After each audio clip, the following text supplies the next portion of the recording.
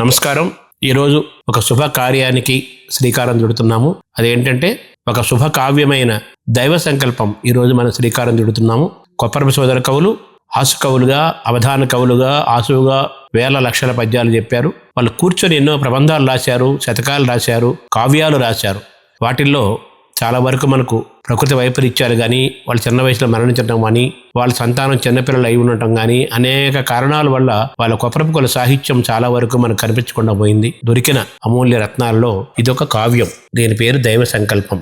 ఇది కొప్పరపు సోదర కవులు వాళ్ళ జీవితంలో జరిగిన ఘట్టాన్ని తీసుకొని ఈ కావ్యాన్ని వాళ్ళు రాశారు. రాయటం అంటే అన్నయ్య చెప్తే తమ్ముడు రాయటము, ఇలా జరిగింది. ఏదైనా దీన్ని రచించిన కావ్యంగానే మనం చెప్పుకోవాలి. దాదాపు సుమారు ఒక 300 పద్యాల దాకా ఇందులో ఉంటాయి.